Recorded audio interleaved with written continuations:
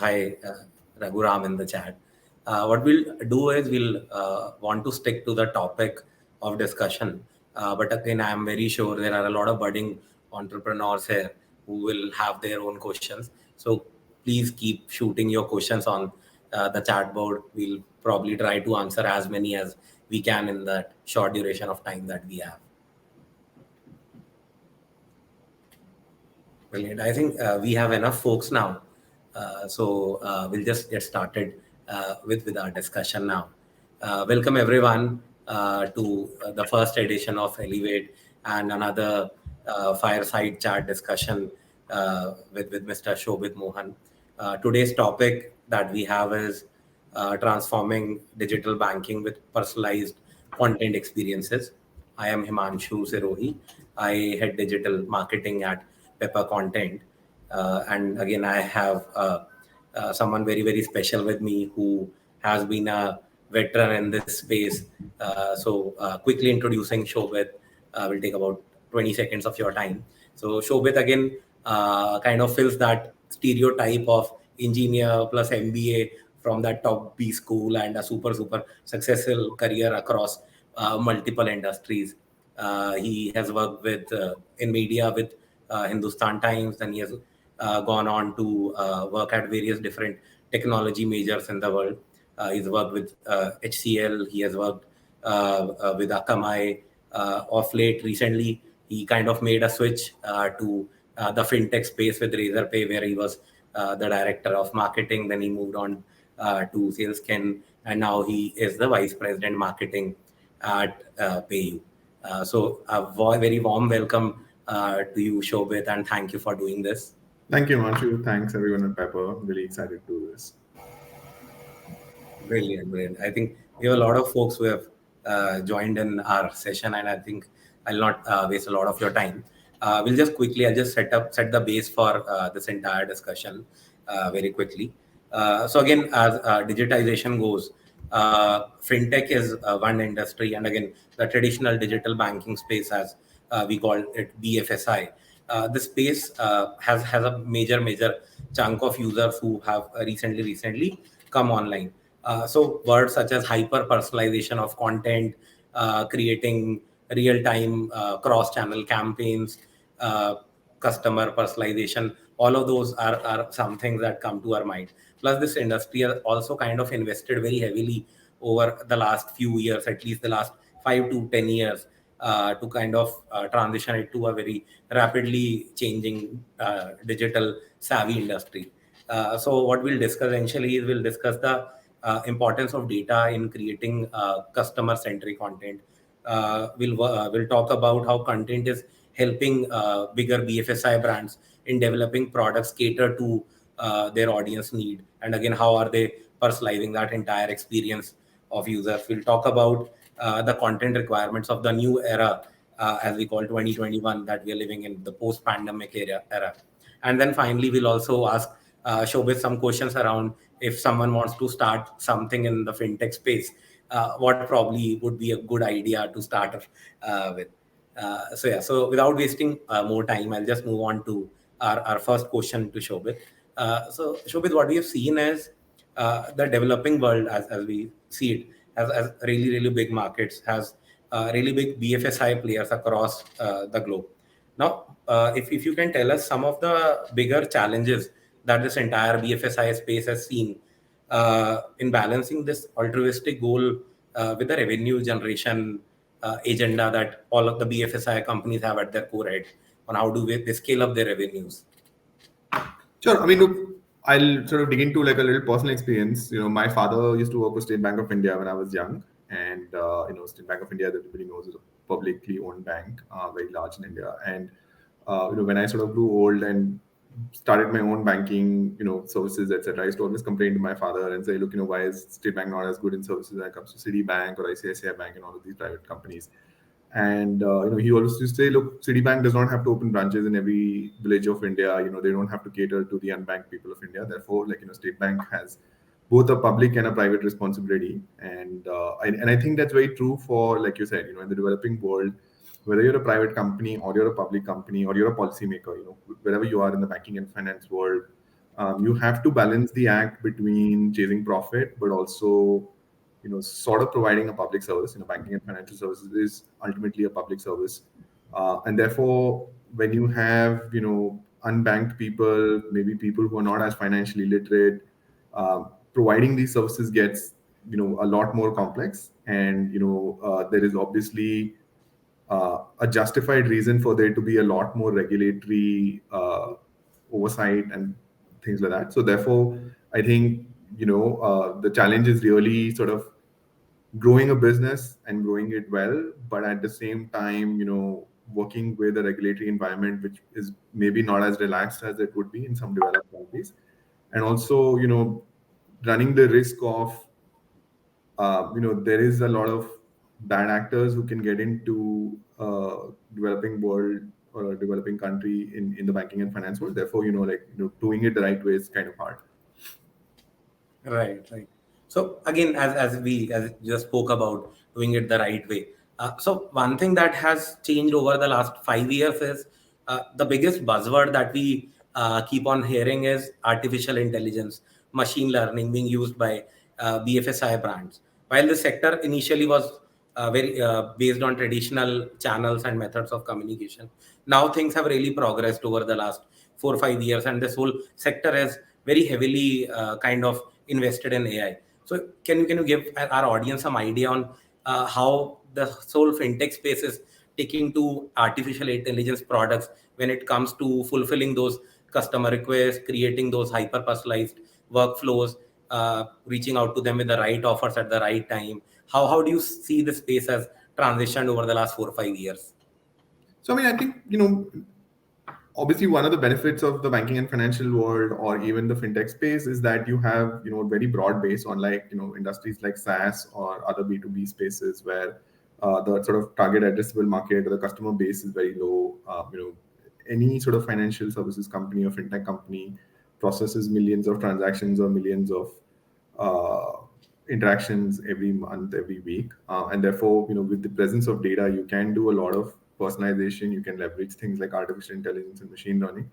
And I think in India, like if you see everywhere from banks to insurance to fintechs like PayU, there is a significant amount of use of artificial intelligence in the two areas that you said, right? Like one is customer care and customer service. So everything from very basic usage of chatbots to sort of management of customer relationships and engagement, using any amount of artificial intelligence tools. And also in the marketing side of it, right? Like, so again, doing contextual based advertising, personalized advertising, offers, etc. So across the industry, I think adoption is big and it is only growing bigger. But I think this again goes back to our first question where, ultimately a lot of it is based on data, and data, your sort of the data that you may share with, let's say a Flipkart or a Swiggy, is a lot less sensitive than the data that you would share with your insurance company or the data that you would share with your bank or the data that you would share with the payments provider. So therefore, there is a very thin line or a balancing act to be done in using these technologies without necessarily creating legal or ethical issues about leverage of data and how that may impact people's privacies or the kind of decisions that are done. Right, right.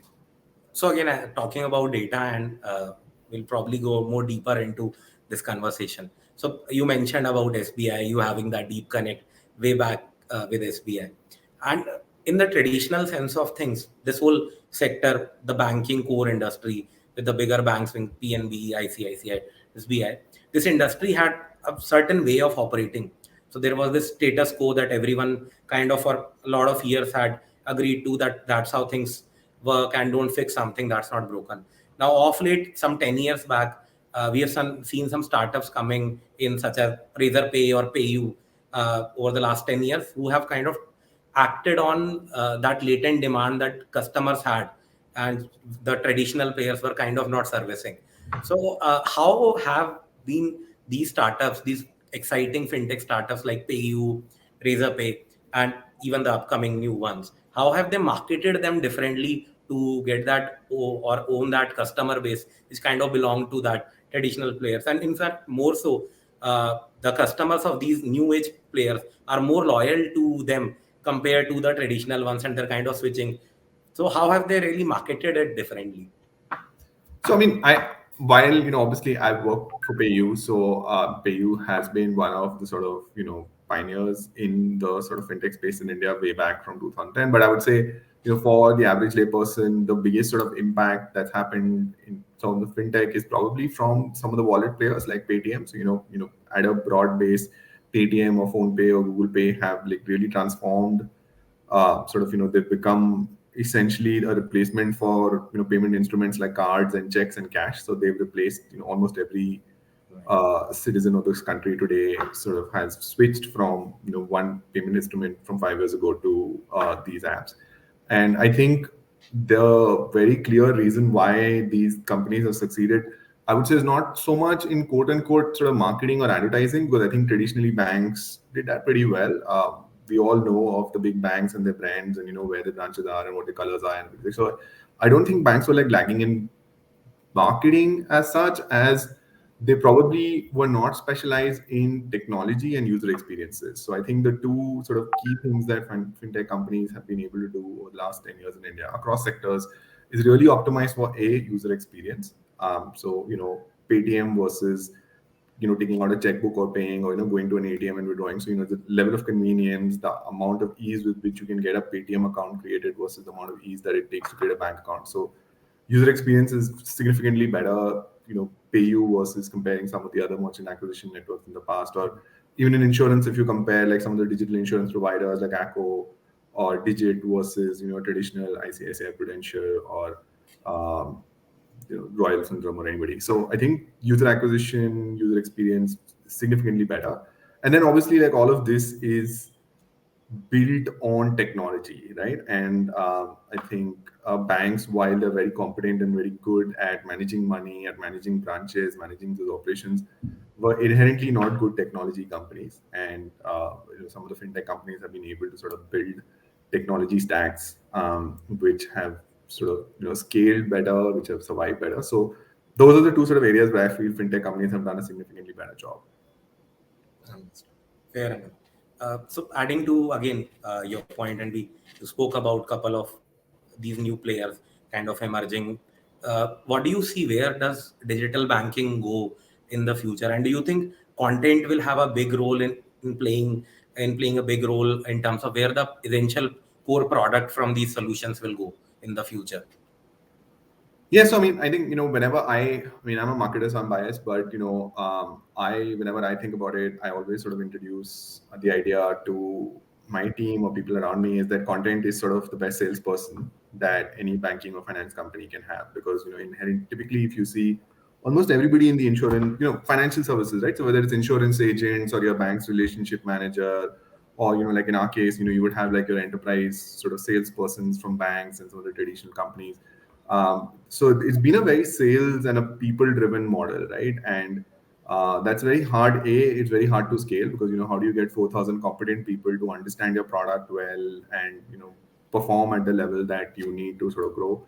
And B, it's I mean as a human being, a lot of financial services have historically sort of relied on like I don't know much about insurance, so therefore I rely on my neighborhood insurance agent. But that also creates an incentive for the insurance agent to not always be very honest with me, or the bank relationship manager, or my salesperson, whatever, right? I mean, as a human being.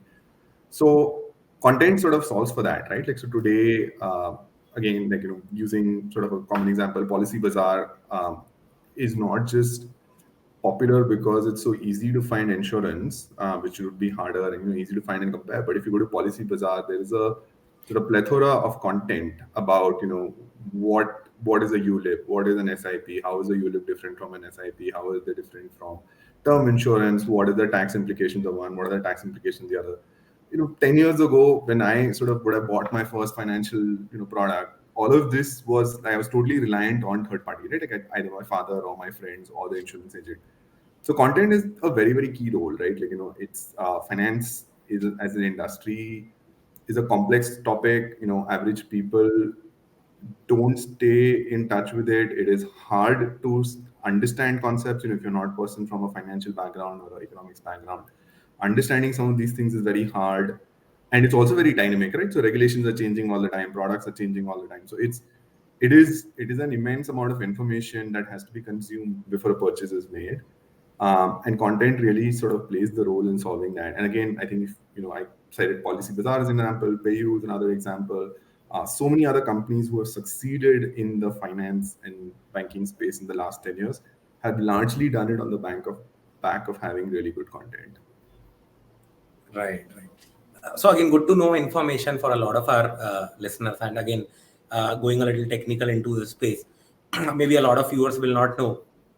This whole sector, BFSI, is very heavily regulated by different regulators of the government. So, for example, in insurance, if you are going out with any communication, you kind of have to ensure it goes to your compliance and it is vetted by them. If you are in a mutual fund or that kind of investment space, you can't even put up reviews.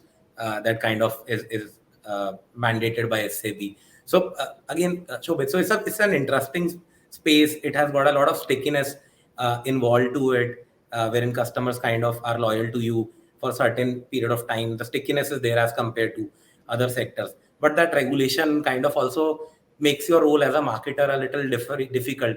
One, the product is technical in nature. Two, there's a whole lot of compliance and regulatory measures which again keep on getting changed by the regulator. So the question is, how do you ensure that, keeping all those regulations in mind, how do you ensure that you provide a great customer experience? How do you ensure that your customers kind of see the right content at the right time?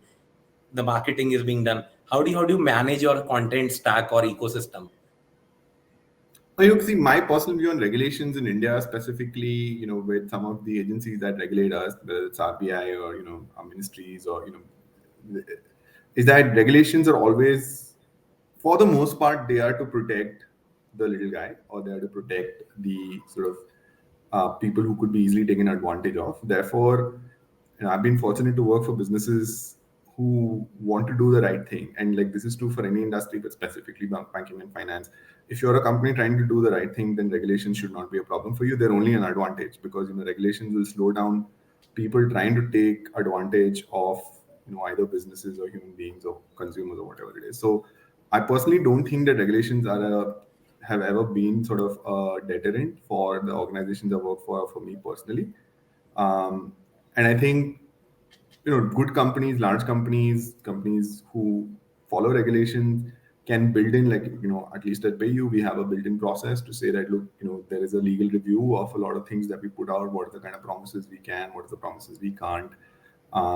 And therefore, the regulations impact on marketing, in my view, is not as much. The good side is that, look, I feel like, and this goes back to sort of some of the traditional companies versus companies like us, new age companies, is, for instance, if you talk about mutual funds, right? Like, I think the only thing we know from mutual fund communication traditionally is the sort of disclaimer at the end, which goes on forever, right? Like, they're subject to market, but nobody, like, they're never able to communicate the core value of the product, because they're so concerned with sort of complying with the regulatory overtones. But if you see some of the newer age players like Zerodha or Small Case, or other sort of mutual fund companies, they've actually done a really good job. Or Grow, I think, Grow is another platform which I've like recently sort of discovered. They do a very good job of actually communicating why you need mutual funds, how do you evaluate X versus Y fund, why you should buy direct versus buying from an agent. All of these things, or you helping you compare one fund versus the other fund. So I think the information to be communicated is the same. The regulatory sort of overhead is, I think, somebody who doesn't understand it, like, can get bogged down with it, but like people who have like really figured out a way to sort of communicate past any regulatory complications. Right. Again, so regulation framework is, again, as you said, is an interesting dilemma for every marketer. So COVID-19, this pandemic which happened, is kind of has been one of the biggest propeller of digital adoption in India. More so in the BFSI space, especially first demonetization kind of was a big propeller. proponent, and now this being pandemic being the second, the whole country, in fact, the whole world has kind of adopted digital as a big medium. So how do you think marketing has changed for you over the last 1.5 or 2 years compared to what you used to do in 2019 and what you are doing differently? Because the more consumers are online right now, in terms of transactions, we are seeing a huge deal of transactions, strong increase in those transactions. So how differently are you marketing your solutions to the customers right now? And again, has the importance of content increased due to this entire piece changing? Yeah, I mean, personally, given that, the industry that we're in or the company that I'm in is a very sort of digital first kind of company, our platform itself is digital. So I don't think it would have changed our marketing mix very much. It's obviously increased the efficacy of our online channels because, now if 75% of our leads would come in online and 25% through sales, I think post COVID, it's probably gone to 90 to 95% coming online versus 5% coming through sales. So it's only changed in that sense.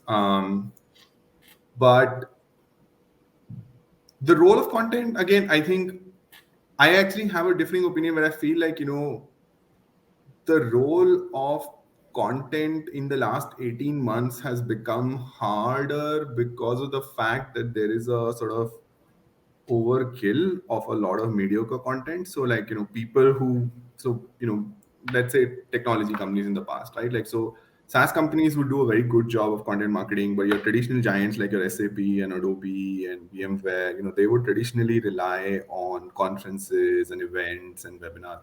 But even they had to sort of, adopt the tactics that SaaS companies did. So therefore, if I am evaluating like a marketing automation platform or a data storage platform today, I am, totally overwhelmed with the amount of content that exists for everything that I want to consume. And, what is good, what is bad. There was a time last year where there was, webinars happening every hour. So Right. Standing out in this amount of sort of, mediocre content is even harder.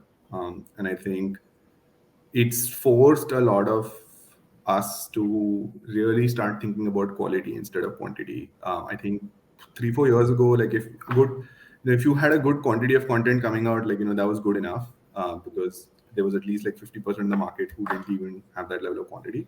But now I think every marketer has to think about quality and less about quantity of content. Right. Right. So again, talking about quality and quantity in this space. And again, specifically talking about a category creation, which the new fintech companies have kind of succeeded in, and giving services which were not even imagined 10 years back. So when as a marketer, right, when maybe PayU, where you're working at, and you kind of have to maybe envision a product for which there's a latent demand, but again it's not a buzzword, it's not overhyped across social media, the search volumes are really not there. How do you overcome those obstacles and kind of get that message across to the consumers about the USPs of those products, and how challenging it becomes for you? I mean, I think, category creation, one of the good things about is that there is no new product or need that you're trying to cater to, right? Like, so I mean, typically, like in the case of payments, businesses need a way to accept payments from their customers. So whether you're like an online payments platform or your cryptocurrency platform or for merchants or whatever it is, whatever the instrument that you're offering, fundamentally the need or the problem statement for the customers has always been there. Like same with wealth, right? So you can whether you're like a CoinSwitch or you're a Zerodha or you're a traditional ICICI Direct or Motilal Oswal, right? Like everybody is just solving for the same problem statement that people want to make money from their savings. So I think in that sense, category creation is not that tough. Like once you understand the problem statement that people are trying to solve through your product, it's about positioning your content and like creating the perception that what you offer is what they really need. And then again, like, very honestly, in the case of digital payments, while, the industry has done a very good job in terms of getting businesses and getting users to adopt, like you mentioned, there have been two fairly large events outside the industry's control which have sort of driven people to adopting anyway. So, I would be dishonest if I said that, these are things that like would have, I mean, if today 95% Indians are using digital payments in some shape or form, this number would not be the same without demonetization and COVID-19. So, in that sense, I feel like at least our jobs have become a little easier because of these two events. Understood. So, one interesting question that I see in our chat is, what is your take on decentralized finance coming into action? Because that is the buzzword, especially in terms of our creator community. Everyone's super excited about DeFi, and what is your take on DeFi and marketing for those sort of startups? If someone So, wants to create decentralized finance, does that mean blockchain or what does that mean? yes, blockchain. I mean, look, it's obviously a very exciting opportunity. At the same time, like at least cryptocurrency and such remains to be sort of very heavily regulated in the Indian context, at least. So there's not a lot that can be done on it. I mean, long term, decentralized finance obviously provides. I mean, so much of like technology and banking today in the finance world is built on sort of compensating for the lack of blockchain, right? Like, so interbank transfers of money and recon and all of these are like sort of multi-billion-dollar problem statements because of the fact that something like blockchain doesn't exist. So wider adoption of this means that that industry dies out, but then with a sort of decentralized system, I feel like there is also going to be today what an RBI or a SEBI can do through circulars and memos will eventually have to be done via technology. Because today, if RBI wants to regulate any industry or any sector, it's essentially like 25 to 30 companies that they need to send a memo to, and we have to comply. That's how it works. But tomorrow, if these industries are decentralized, then whom will they send that memo to, and how would that work? So therefore, there will be a lot of money in building technologies which regulate a sort of decentralized finance.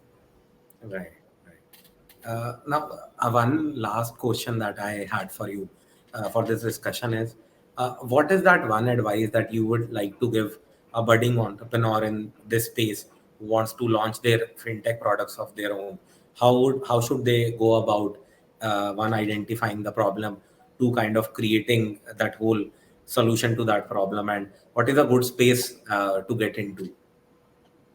I think all spaces are good to get into. Like fundamentally, nothing in India has been solved for good. I say this as working for one of India's largest payments companies, but even payments, I feel like there is still so much to do. At Payu, always sort of trying to find new things to do, and some we succeed at, some we don't. And I think just given how much there is to solve, my advice would be to focus on how good your solution is and not who else is there in the market and how crowded it is and saturated it is.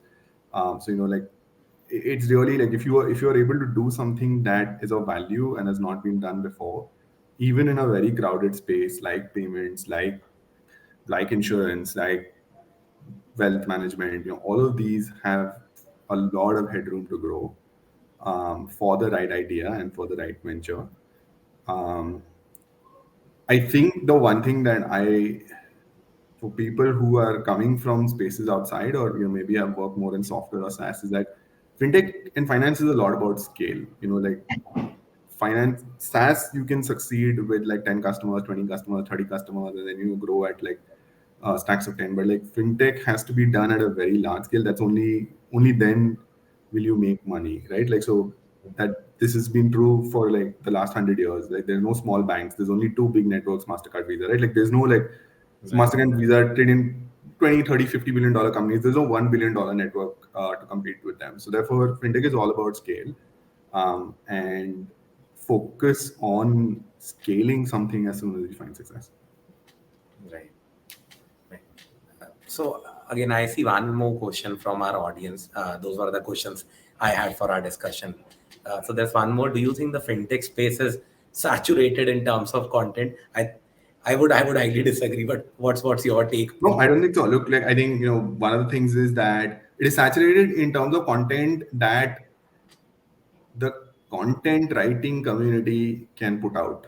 But like speaking for PayU or speaking for like a lot of sort of investment, like say Zerodha and like investment for the end user, like there is still a lot of complexity. So poll a group of people who use some financial services like insurance or wealth management or payments or banking and ask them like how much do they really understand X from Y, are they able to figure out? And your answer will be normally like that, there's still a lot of uncertainty.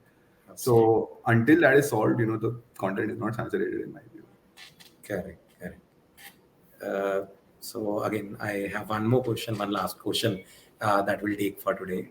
Do you think fintech should start driving content more personalized towards the audience?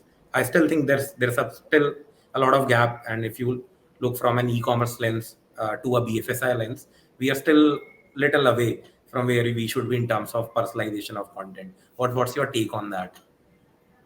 I mean, I think I know for a fact that we try our best to sort of, get as personalized both from a marketing and a sort of product standpoint. But like I said, there are limitations in terms of data usage. So, the amount of data that an e-commerce company can use to create that personalization versus the amount of data that a financial services or a fintech company can use to drive personalization is quite different.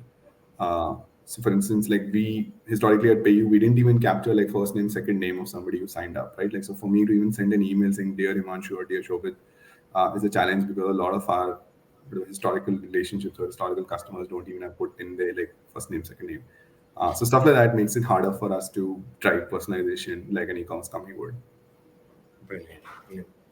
So thanks a lot, Shobit. In the limited time window that we had, I think we kind of tried to ask as many questions and pick on as much your brains as we could. I think it was an interesting discussion around a very complex space and how it is being solved right now. And yeah, we loved having you. We love to have you in future discussions. Thank you, everyone. Thanks, Himanshu. Thanks, everyone, Pepper, and thank everyone for listening. I hope you have a good evening. Bye. Thank you. Bye-bye. Thanks, everyone.